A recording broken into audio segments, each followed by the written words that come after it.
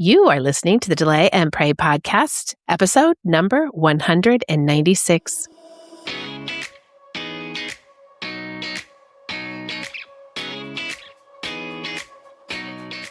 Welcome to the Delay and Pray podcast, where certified Catholic and weight loss coach Beth Bubick teaches you how to permanently lose weight through spiritual fasting.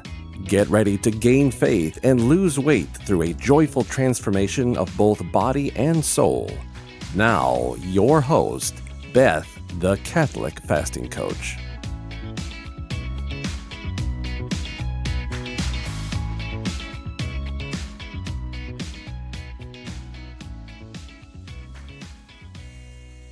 Hey guys, welcome back to the podcast.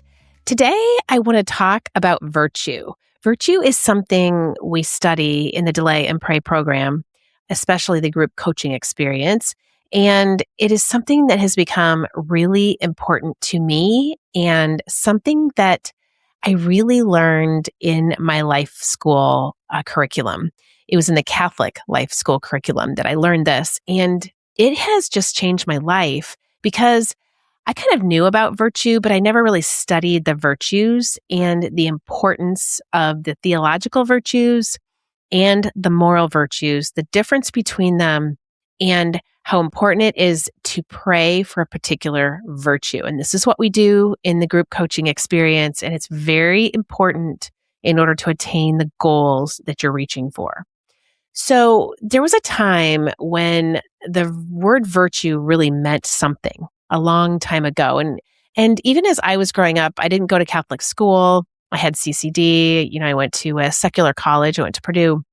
I really didn't think about virtue very much. I mean, I knew it was good to be a virtuous person. I mean, I had a really good moral upbringing, a devout Catholic family, youngest out of 8.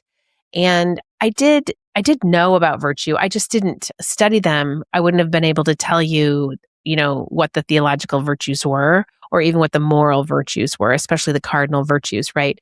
So anyway, but there was a time way back when, I'm sure with my parents and my grandparents, when the word virtue actually meant something.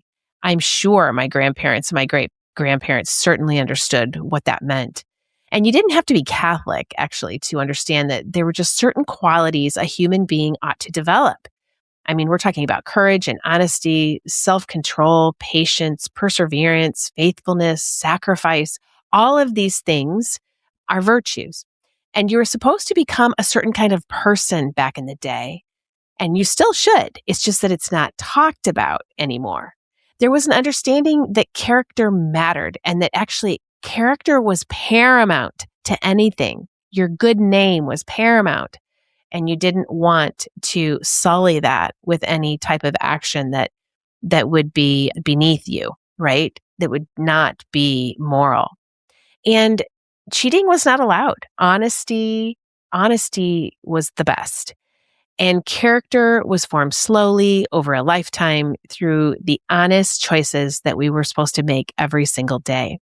And I can remember growing up like this, but I actually think it changed during my lifetime, and I'm 61, and I can remember being in school and being taught things that, I don't know, I thought they were maybe against my faith. And so even then, I had this natural moral virtue within me, these infused virtues that the Lord had given me, faith, hope, and love, and I was practicing them so I could notice things. But I think today we just don't hear very much about being virtuous. And in fact, the word virtue is really just not widely understood. Moral and virtuous definitions really are up for debate right now, which is sad. We kind of hear about becoming successful and wealthy and thin and comfortable and influential, productive, happy, whatever those buzzwords are. And we hear about becoming our best selves. But when was the last time you really considered, am I becoming a really virtuous person? And that's a very different question and should put us all in the confession line immediately. And it does me as well. That question, I believe, may be one of the most important questions we can ask ourselves right now. And I will tell you the reason why I wrote this podcast, the reason why this has come up for me is because I've been working with AI a lot more. And I've been noticing that it is becoming more and more advanced, like by the week. I can just see in my own chat GPT that I use. And I'm kind of wondering now, I have researched a little bit about AI and I'm getting a little worried about it. I think it's going too fast. And what I thought that, how do I say this? I thought it was really saving me time. And I was really excited. And I still am excited a little bit about it, but I'm getting less excited because I actually think it's just making me lazy. In other words, the time that I save, I tend to go out on YouTube doing more research. And I think I'm kind of getting sucked in by the technology myself. And if you know me, I'm not a social media person. I really don't get on Facebook or Instagram. I don't have a TikTok. I don't have a Twitter. I don't have an X.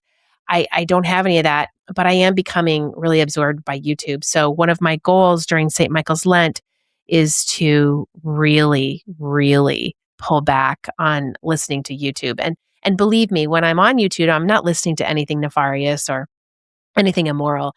It's always about metabolic health, and it's always about, the health matters of the day, doctors and, professionals. It's vaccines and food and of course the political sphere too. I love the political sphere. I listen to less of that right now, I guess because we're not in any type of a presidential or any type of race. I've pulled back a little bit of that. I do love catching up on like all the Charlie Kirk kind of things.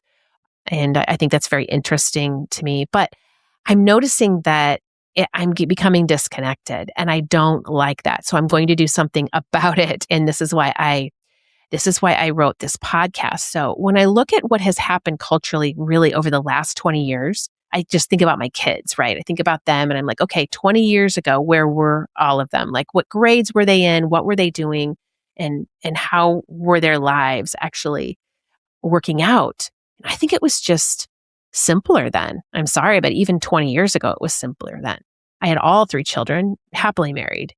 And I don't simply just see technological change or changing social norms, but I see something deeper.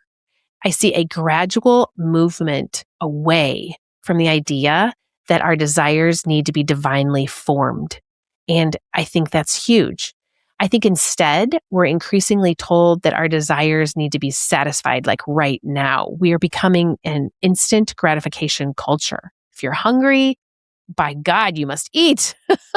And if you've had a hard day, I need a drink. And if you're bored, pick up the phone. I mean, if you're happy, pick up the phone. I mean, if you're anything, pick up the phone. Dear God, don't go anywhere without your phone. And I'm not yelling at you. This is me too. This is me too. And if you're uncomfortable, just try to make the discomfort disappear in any way you can instead of just sitting with it, praying about it.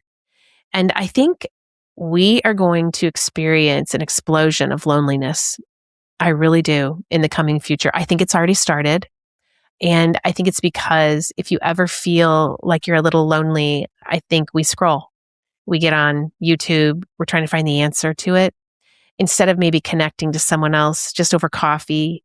And I think back in the day, that's what I did. I would go and I'd have coffee with my mom for a couple hours or one of my sisters or a friend. And I still do that, but I'm pretty busy with the business. And sometimes if I have a few moments, I will just kind of go to YouTube to find some answers, which is fine. But the problem is, we've slowly created a world in which the answer to almost everything is on our phones. And the answer to almost every uncomfortable feeling is just some form of immediate relief. Instead of just like going to adoration and trying to figure this out with God and let Him lead you, it's kind of like this quick fix. And I have it too. And it's something that during St. Michael's Lent here, I'm going to really be working on. I call this cheap dopamine, which means it's instant, it's quick, and it's not necessarily great. And it's really void of virtue. Okay, it's void of those 3 theological virtues, which we're going to get into today. And of course, the cardinal virtues, which are the moral virtues, and then all the other virtues fall under the cardinal virtues. Now, Christianity has never taught us to live this way that we're living technologically, right? So this is kind of a new path that we are all forging. The Catholic understanding of the human person, though, is much richer. The Church teaches that virtue is a habitual and firm disposition to do the good, and that's quote unquote. In other words, Virtue isn't simply just doing something good once, but virtue is becoming the kind of person who is increasingly disposed to choose what is good. And it's habitual. It's trying over and over and over again until you get it. So being Catholic isn't simply living out a list of things, we are or are not forbidden to do. That's ridiculous. That's like the most simplistic way to look at it. It's so much more adventurous than that, my friends. I look at the journey to sainthood as really adventurous. It's like a journey. And again, if I've said this before, I'll say it a million times. It's like circling the mountain up to the heart of the Father.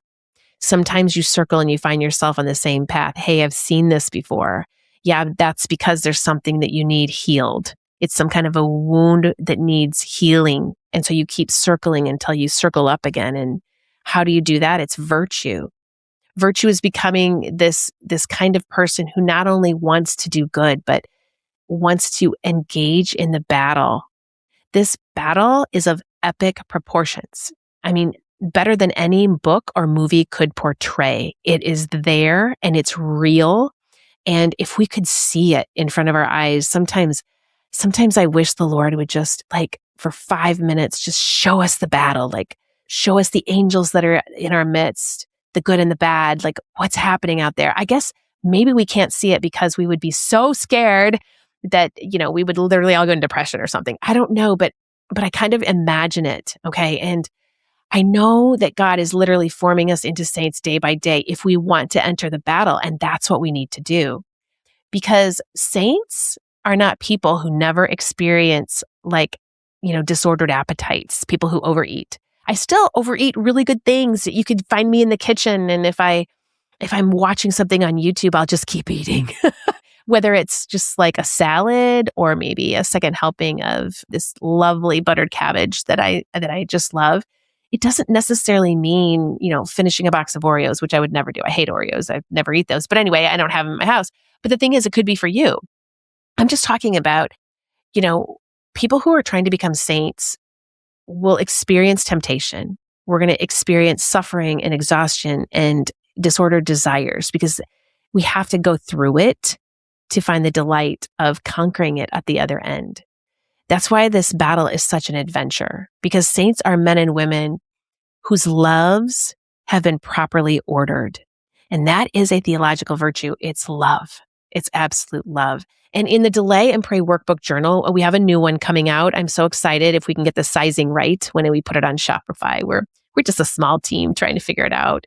And so anyway, we have this new journal, and it's beautiful. It's a workbook and journal all in one. And we're always studying the virtues and praying for the Lord to infuse us with certain virtues needed to attain our goals. And we ask Him, Lord, what virtue do I need? And He will give it to you. It'll just kind of show up when you pray for it, when you're reading in your spiritual reading.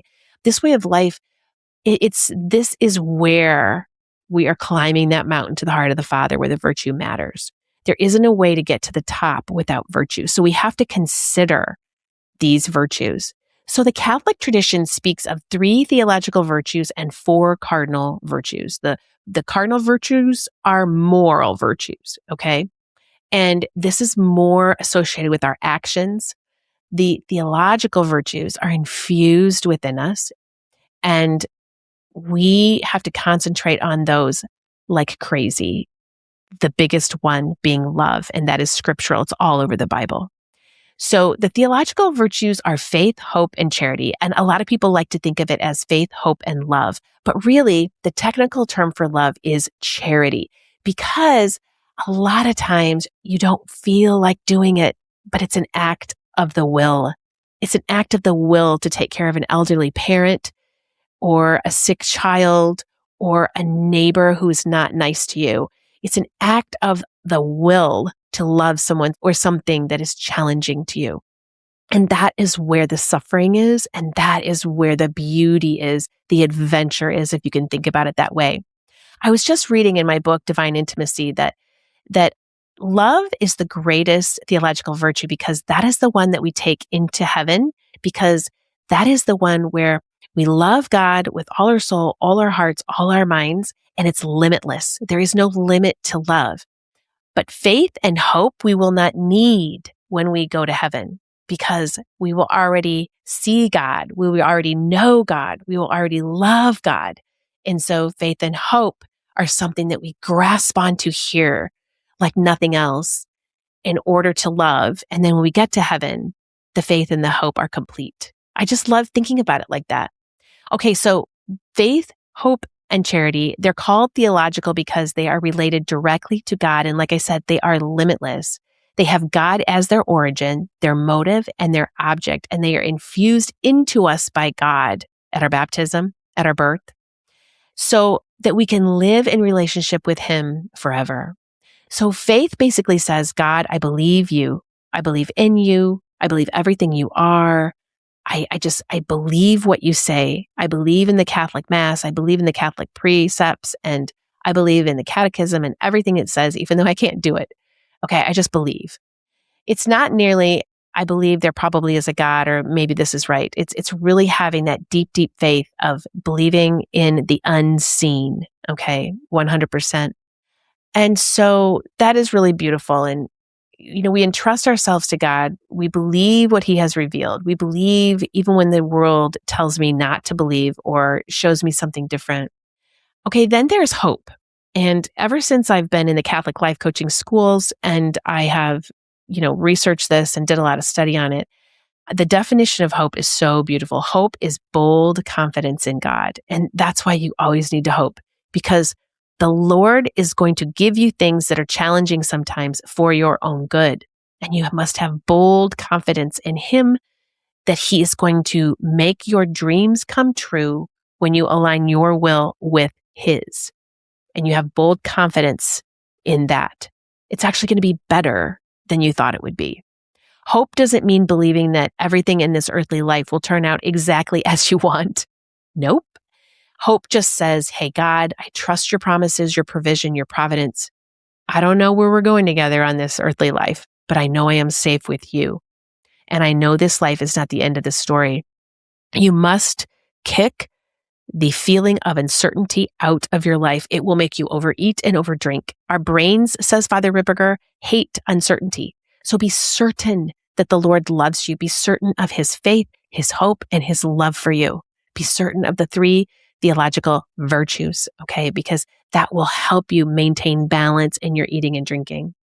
Hope lifts our eyes from our immediate circumstances and fixes them on eternal life on the mountaintop, okay? Where we're going towards the heart of the Father, and that's what we want. Okay, then there is charity. And this is what I said, the greatest of all the theological virtues, as I said before. Charity is love, but it's not merely sentiment or emotion. It's an act of the will. You know it's right to love in certain things that are challenging, so you do it. Charity means loving God above all things and loving our neighbor because we love God. Charity teaches us to get outside of ourselves. It asks not simply, what do I want, but what does love require of me, regardless of the cost? In this world of money and profit first at all costs, which is huge now, I have never seen the importance being placed on money and profit like it is today. I'm not talking just about, the elite class and our government administrators, the guys running AI. I'm not talking about just those guys, but I'm just talking about day-to-day people. It's bad. It's bad out there. The 3 virtues, though, fight this. Faith, hope, and charity. They have to be studied. They have to be memorized in order to orient our lives towards heaven. We need to know these and teach them to our children and our grandchildren. And we teach them in story. Okay, we teach them in story.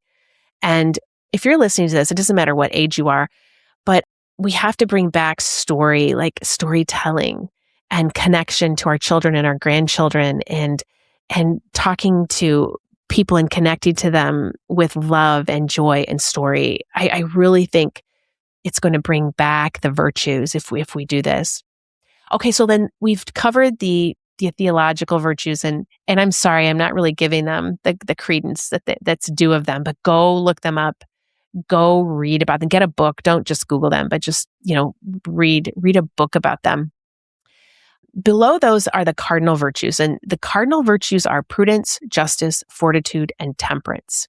And these are moral virtues. These are the top moral virtues. And they are always described as we want to practice the virtues in moderation. We want to practice them in the golden mean, which means the virtues stand right in the middle of opposite vices. Okay. And so I always think of like temperance, the virtue of temperance. For me, it's like right ordered eating or right ordered doing anything. It's just temperance is right in the middle. Now, on one side, you can go to gluttony. You can work too much. You can eat too much. You can drink too much. You can too much over to gluttony. But then on the other side is starving. Okay. So like, it's not good to starve ourselves. We have to have food. And it's not good to not work. It's not good to just sit around and be lazy. That would go towards like sloth. So those moral virtues are practiced right in the middle, practiced right in the mean, whereas the theological virtues are limitless. You cannot have too much hope. You cannot have too much faith. You cannot have too much love. It's limitless because we want to praise and love God limitlessly, if that's a word. Okay. So prudence, we'll start there, helps us recognize what is truly good and choose the right means of pursuing it. So these are good choices for the right reason. Justice teaches us to give God and our neighbor what is due to them. And that is really important. So we're talking about mass. We're talking about being good to our neighbors. And when I say neighbor, you know who's your first neighbor is your husband or your wife. And then it's your children, and then it's your grandchildren, and then it's your family, and then it's your neighbors. So, I mean, it's not just the next door neighbor. It's the people that are closest to you. Give them what is due to them. And then fortitude gives us the courage to remain firm when doing the good becomes difficult. So it's always going to be challenging to do the right thing, but you remain firm with fortitude in order to do that. There's courage within fortitude as well. That's courage. And then temperance, which is the one we talk about a lot, teaches us that we do not have to obey every appetite, every passion. We talk about food and drink, but there's a lot of other passions that are out there, right? There's just other passions of the flesh that people will struggle with. So we don't have to give in to those every time we experience it. No way. That's cheap dopamine. That's where we're just, I'm sad, I'm mad, and whatever. And then you just go for the next best thing. No, we can sit, we can pray about it. That's the goal. That's being temperate. Temperance moderates our attraction to pleasure and helps us use created things in the right way. This is the virtue that battles against gluttony, and we pray for it often. But one of the things I want to tell you is it's a little story that I'm going to tell you, and I am going to add a little bit to it because it is a story. But one of the things that this attraction to pleasure and helps us use created things in the right way, the one thing I'm bothered by AI a little bit about is that we're all going to AI for the answers instead of each other. And back in the day, we always went to like each other. We always, there was no AI. So you'd go to your sisters or your mom or your neighbor or somebody who knew something about it. Well, I want to tell you this story about my daughter and my husband are both in supply chain. That's what they do for a living. And I can remember my daughter having questions in college. She majored in supply chain. And so, she'd have like a group project and she would ask my husband, he was doing that job all his life, 40 years of that, hey, Dad, I have this question. And then he would give his 2 cents, of course, because he's lived the experience, right? And then she'd go back and, they would do the project or, she would have this answered and they would do really well. But it's not like they just had the answer and they were cheating and they were copying. They literally went off creatively to figure out how to do this with some lived experience that was added to it. Okay, so then she graduates and then she gets her first job. And same thing, she has something that she's trying to figure out. She's new at this job.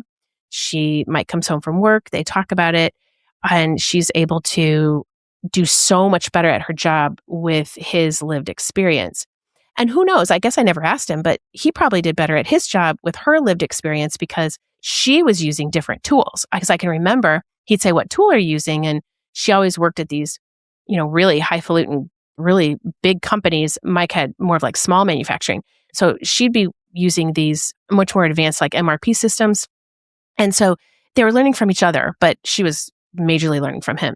And then as she moved companies and as she moved up, it was easier for her to get promoted because she was kind of talking to her dad about these things, and they were having these really interesting conversations, about tariffs and about everything like that. You cannot get this from AI. This isn't going to happen. Okay. So I worry sometimes that this type of interaction, and I'm just using this on a small scale, this type of interaction is so necessary and so beautiful and so creative and so amazing. And I'm just going to pray and fast that we keep that about us, and that you as a human being and me as a human being keep doing this. Yes, we can go to AI, we can get the answer there, but why not go to each other instead? Why not just do that? Why not just do that so that we're connected, so that we creatively learn from each other how to do these things?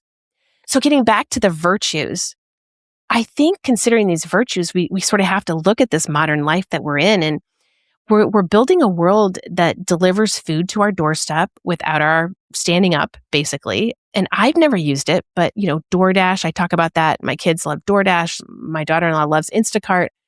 And gosh, it's so convenient. It seems like it's saving so much time, but I'm wondering if it's creating sloth. That's what I'm wondering if it's doing. And we're just filling our time with other things that may not be as beautiful as we think they are. Entertainment seems to just follow us from room to room. A screen sits in our hands, offering an almost endless supply of stimulation and dopamine. And of course, with Amazon Prime, we can shop without entering a store. We can communicate without being physically present and entertain ourselves without another human being. We're becoming disconnected. And I think artificial intelligence is rapidly converging with almost every aspect of our daily lives. And, it's something to think about. And I'm being sucked into. I'm not sitting here wagging my finger. If I'm going to wag my finger, I'm wagging it at myself. Because AI isn't the enemy, but I can really see the negative aspects now. Technology isn't the enemy either, but I can also see how it's quickly disconnecting me, and I don't like it. So we have this technology, and then we have the food. And, the whole thing with the absence of virtue is coming into the people making our food. They're adding chemicals, and they're making it as cheap as they can, as efficiently as they can. And I don't know whether they have an acrimonious type of thinking about it. If I wouldn't say that they were evil or doing it in an evil way. Maybe they are. I don't know.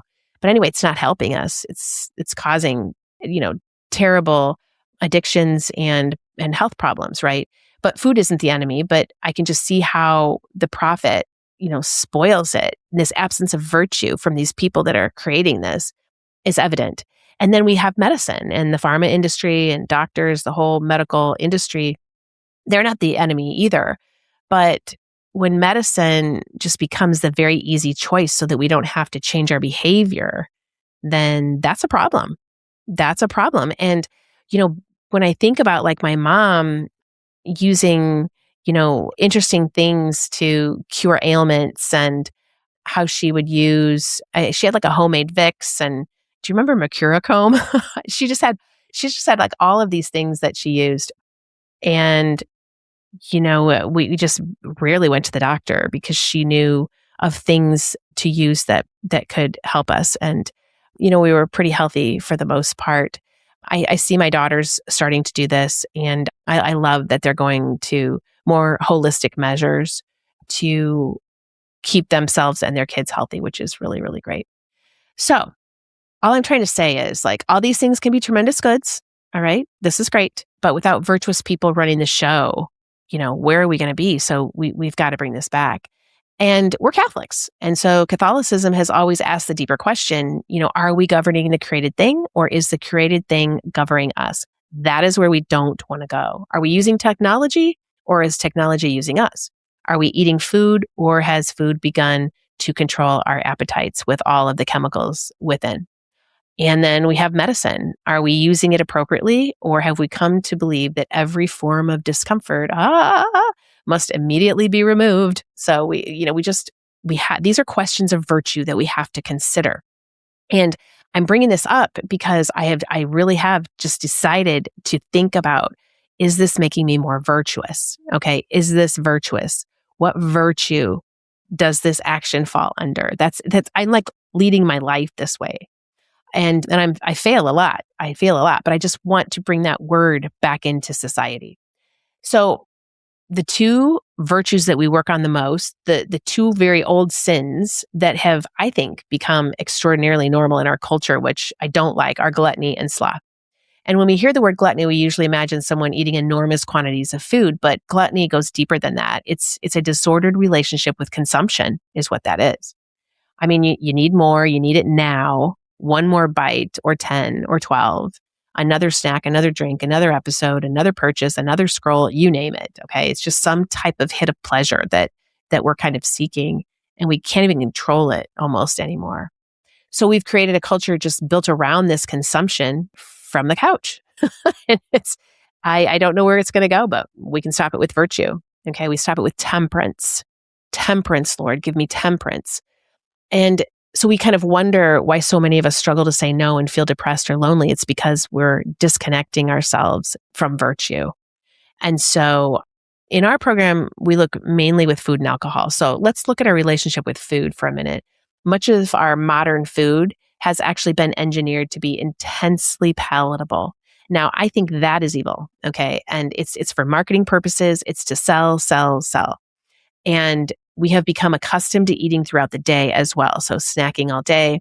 So we have like breakfast, coffee, snack, lunch, snack, dinner, dessert, evening snack, you name it. And the body rarely hears the word no. And it so rarely hears the word no that no becomes very challenging and difficult, not only in food, but in other things as well. Don't tell me what to do. Don't tell me what to do. Okay. And that's a terrible, terrible mindset to have. So we have forgotten that the appetite is really meant to serve the person. The appetite is meant to serve our body and soul.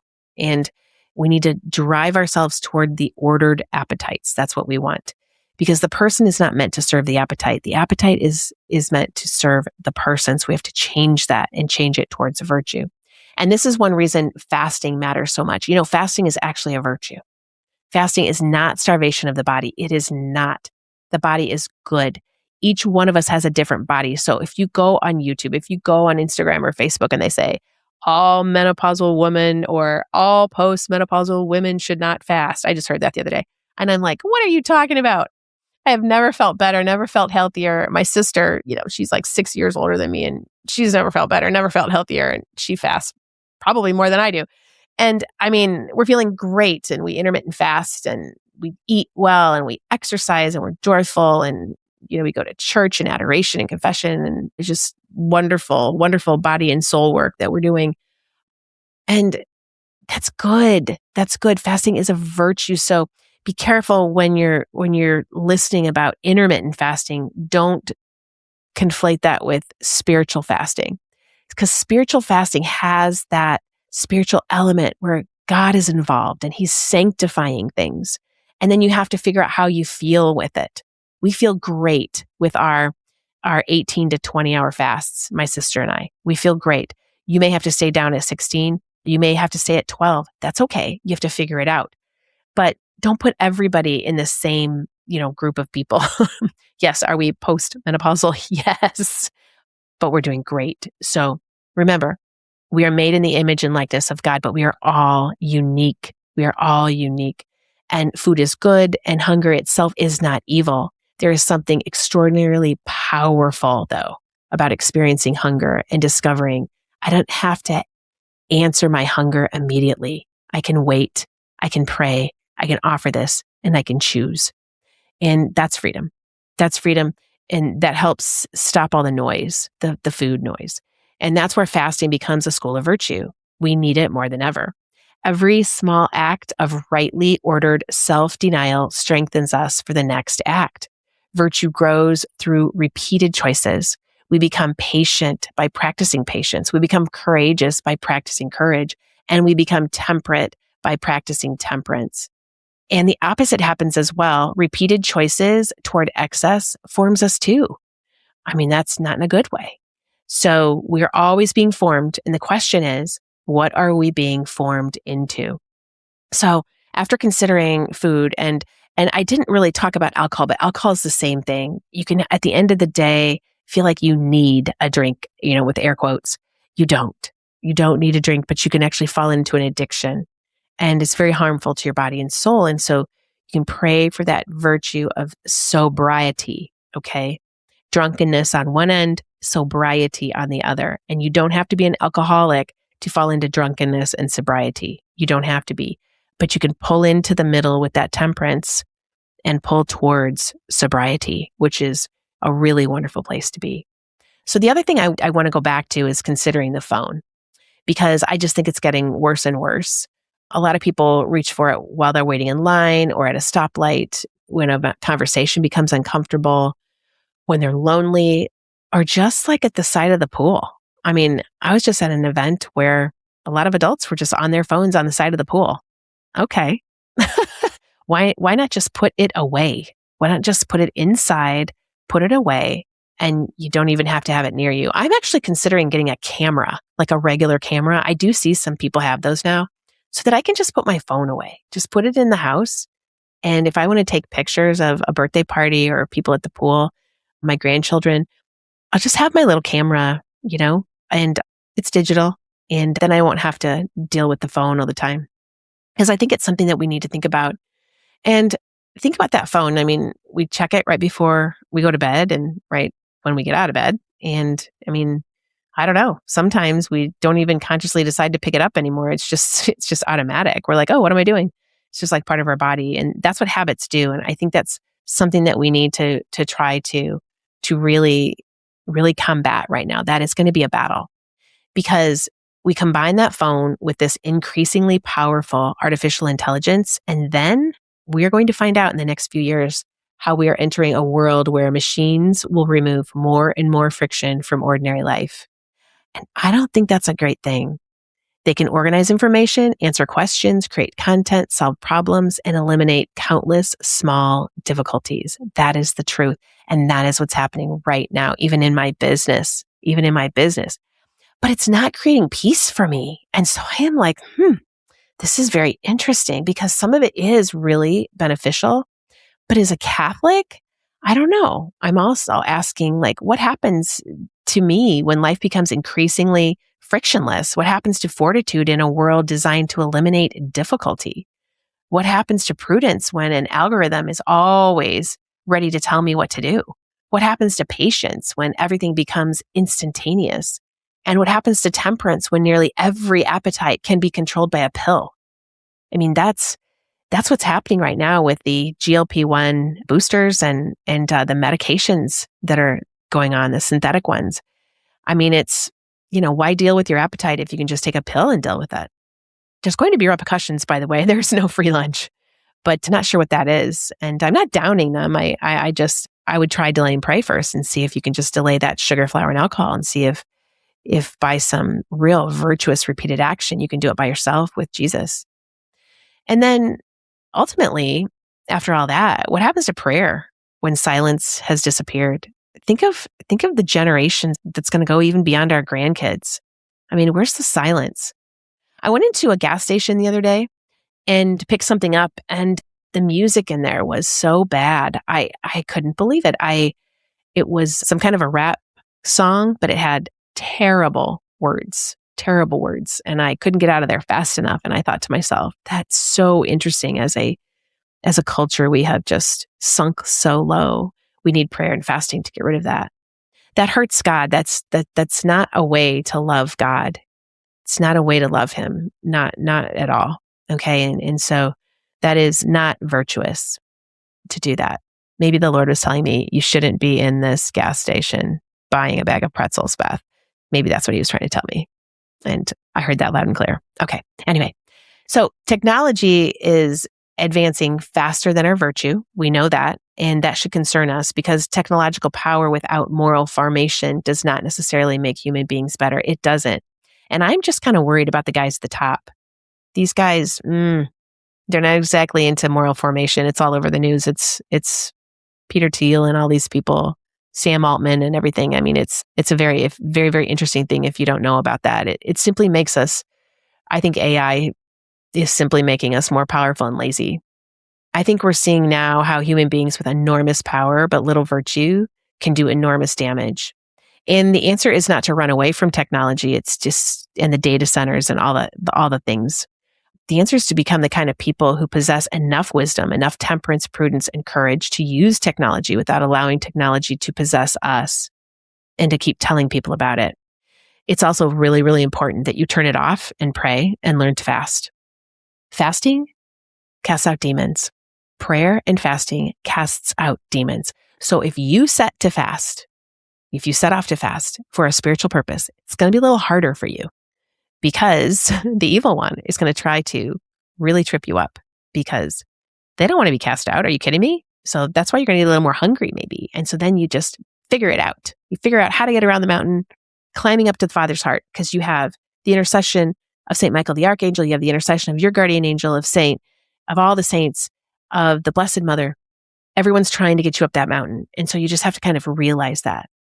And we must turn off technology so that we don't slip into sloth. And sloth is the sister of gluttony. They go together. The combination of them burns up dreams very fast, reduces human and spiritual connection, and makes life a little less worth living. It seems like it would make it better. It just seems like it, but it does not. And why is that? It's because, like dear Job, our friend dear Job, we need suffering. Unfortunately, I don't know why, but we do. It's a difficult subject, suffering is, but we don't like suffering, and naturally we want to alleviate it. Modern medicine has done tremendous good in this area, and we should thank God for physicians, nurses, medicines, therapies, discoveries that relieve suffering and save lives, right? But alongside those blessings, there can be a spiritual temptation, and that is the belief that every uncomfortable experience is simply a problem that needs to be eliminated.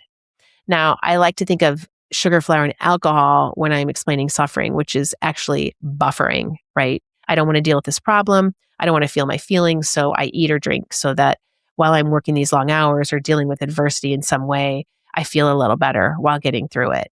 I mean, I used to have M&Ms and Diet Coke when I used to write my podcast way back in the day. When I used to be teaching, way back in the day, 20 years ago, I always had like Diet Coke and some chocolate chip cookies or something when I would be grading, and it'd make it so much nicer. Yeah, as I was sitting down, not moving, and gaining weight and feeling terrible and getting heartburn and probably on my way to diabetes at that time. Okay, it just doesn't work, and it's much better. I would be much better off praying for each student when I was doing their papers. Now, if I think about this, I would have been much better off just praying for them, praying for the Lord to make this time go fast so I can get back to my family and grading it. So it's just kind of changing your mindset on that's a fast, not having that sugar, flour, and alcohol when I'm doing the grading, which would have been much better. So yeah, so there's no virtue in having the Diet Coke and the cookies. And there's actually vice. It's actually gluttony at the time, because I probably wasn't hungry. I just wanted it to make me feel better. And I'm not discovering anything about myself or my need for Jesus at that time. So sometimes we reach immediately for something to make the feeling disappear without ever asking Jesus just what might be happening underneath it. Like, what's going on, Jesus? And adoration is perfect for this. What wound am I trying to soothe? Why am I eating? Why am I drinking? Why am I scrolling? Why can't I sit quietly? Why does silence make me uncomfortable? Why am I skipping adoration? Why is it so hard to go to daily mass? Why do I need something in my mouth at all times, something in my ears, or something in front of my eyes every waking moment? And perhaps most importantly, have I invited Jesus and his word into all of it? And that's really important for you to ask. So medicine can treat the body, and coaching can help us understand our experiences. Good food can nourish us. Rest can restore us. And we should use these gifts wisely, but none of them replaces God. There are wounds in the human heart that ultimately need the divine physician. These can only be remedied by sanctifying grace, the graces we get from the sacraments. These are our only hope, and for most of us, they're available every day, and we must make time for them. And that brings us back to the vice of sloth. Catholic tradition means something much deeper by sloth than lying around on the couch doing nothing. We're talking about spiritual sloth that I think is being created by our phones and AI, social media. And this is sometimes called acedia, and it is a resistance to the demands and even the joy of the spiritual life. It's because it's much harder. This is expensive dopamine. Going to Mass, going to adoration, going to confession, and reading spiritual works, praying in the morning, praying in the evening. It is a demand. It's like an expensive dopamine. It's harder to do until you get used to it, until you create a habit out of it, right? And so spiritual sloth is when you go to these screens, you go to the algorithms, you go to social media, everything telling you what you want to hear. That's much easier to go there. That's cheap dopamine, but you want to go towards the expensive stuff, right? And over time, you get used to it and then you'll crave that as well. So as I've said before, the funny thing is with all the time savings due to our increased AI and tech, you'd think we'd be doing church more, right? But no, we remain extraordinarily busy and still suffer from spiritual sloth. And I think it's because it's the demonic, and the more sin we're exposed to, the more sin we fall into. That's why we fall away from the virtue. I mean, I can answer emails much quicker now. I can run and go be with my grandchildren quicker. I can work 10 hours a day. I can clean the house. I can exercise. I can manage my business. I can check, 30 things off my to-do list. And then, accidentally avoid Jesus. Okay, that is not a life. That is not a good Catholic life. That's not a virtuous life right there. And I think that is the devil's goal. We push away what actually saves us. And so that I've had to change. Because I've realized one thing, Jesus is not efficient. Jesus is a time waster.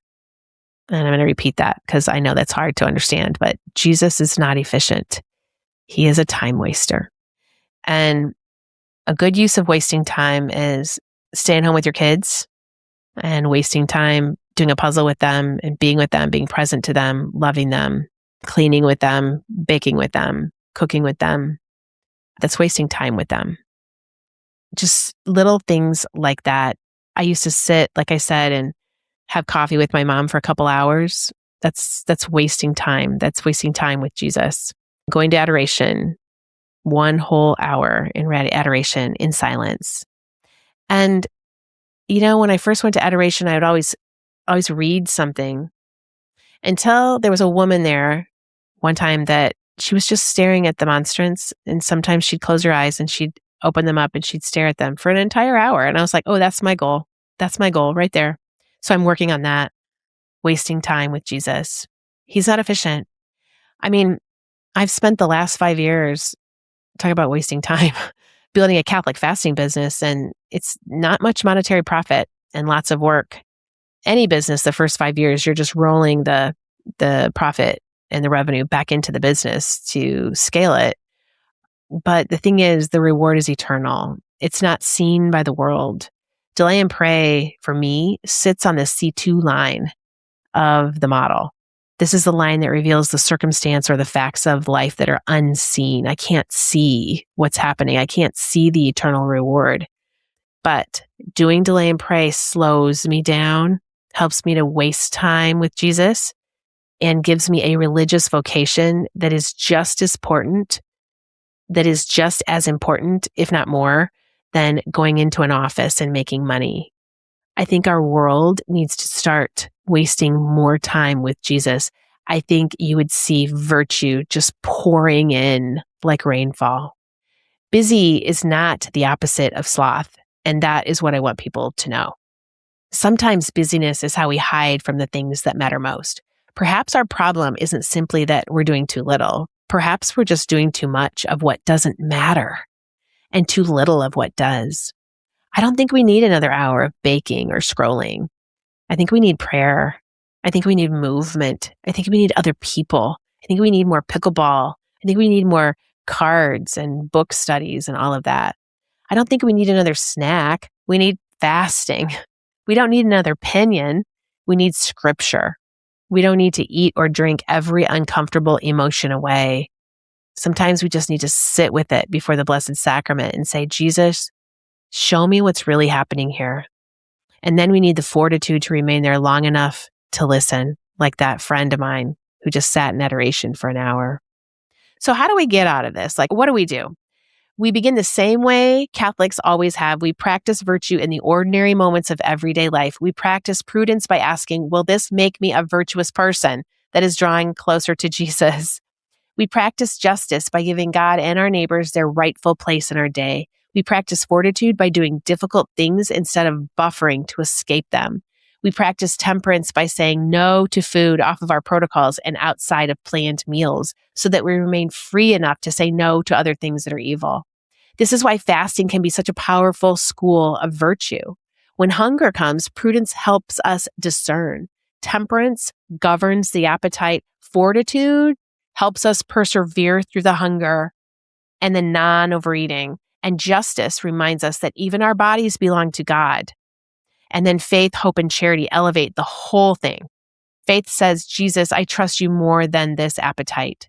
Hope says, this discomfort is temporary, Lord. Heaven is eternal. And charity, love of love, says, Lord, I offer this hunger to you in my love. Suddenly, fasting isn't merely about eating less. It's about becoming more free, more prayerful, more disciplined and capable of sacrifice, and more capable of love. We start to become more like Christ, and that is the deeper purpose of Catholic fasting. Yes, we get miracles. This is my year of miracles. This is my year that all my dreams are coming true. And I still fail, everyone. I am not going to stop failing until I die. That's just how life is. It is a battle. It is a big spiritual battle. And we aren't simply shrinking our bodies. We are allowing God to enlarge our souls. And that's hard. That is difficult. And you're going to slip up no matter what. And this is why recovering virtue matters so much for our children and our grandchildren, because we're raising them in a world that will offer so much comfort, so many conveniences and technological powers that previous generations could never have imagined. I want to take you back to something. Do you ever remember when Amazon Prime said they were going to deliver things either same day or overnight? And we all went, what? How can they deliver things same day or overnight? They always said they were going to deliver it by drone or something like that. And I was like, that's not going to happen. Oh my goodness. That was not that long ago. I can't remember how long ago that was, but it's just a few years, I think. And it's just coming faster and faster. So getting back to our children and our grandchildren, will we give them the character necessary to use these things well?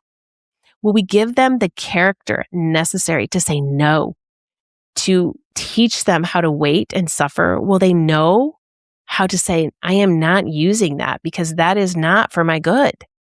Will they know how to sit in silence? Will they know how to discern between something that feels good and something that is actually good? Our children and grandchildren don't merely need an inheritance from us. In fact, they don't need anything from us, not money-wise. They need an example of what it looks like to live with virtue in a world increasingly ruled by disordered appetite, convenience, and distraction. They need to see adults in their lives who can put down the phone, sit in silence, keep their promises, go to mass when they don't feel like it, fast when the body wants to feast, repent when they fail, and choose what is good even when it's difficult. This is Catholic freedom, not the ability to do whatever we want whenever we want it, but the freedom to govern our appetite so that when we are capable of saying yes to God, we do it. The renewal of our families and our culture begins at home, around a dinner table where the phones are put away, where the food is cooked from scratch, where children are disciplined and rosaries are prayed. A virtuous culture begins in the church, where we bring book clubs, scripture studies, speakers, and human connection into the physical church. In this physical church, a family returns faithfully to Sunday Mass and stands before the tabernacle, where someone finally becomes quiet enough to say, Jesus, I want you more than all these other things combined.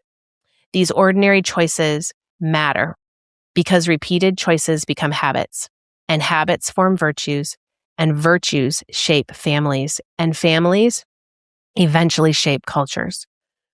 The years are going by fast, and technology is going to go by even faster. Perhaps we've spent too many years asking, what do I want? What will make my life easier? What will make me feel better? How will I lose the weight? How will I figure this out? When really the better question has always been, Lord, what do you need? Who do you need me to become? The goal of the Catholic life was never comfort. It was never constant pleasure or even perfect health by any means possible. We've accidentally slipped into this. It is union with God. That is our goal. And being formed for heaven so that in heaven, our families can be all together there one day forever. If we want to leave our children and grandchildren a world that is still capable of recognizing what is good, true, and beautiful, then that work has to begin with each one of us. We don't need to invent a new path forward because the church has been teaching us the path for 2,000 years through the theological virtues of faith, hope, and charity, and the hinge virtues, the cardinal virtues, the moral virtues of prudence, justice, fortitude, and temperance, all strengthened by prayer and fasting, all on the foundation of the grace of the sacraments. Our task now is to rediscover these virtues, practice them, teach them to our children, and hand them on, because our world desperately needs virtuous people again. And as for me, I am praying about AI. I'm praying about technology, and I'm asking the Lord what He wants me to do with it. Maybe you can do the same. All right.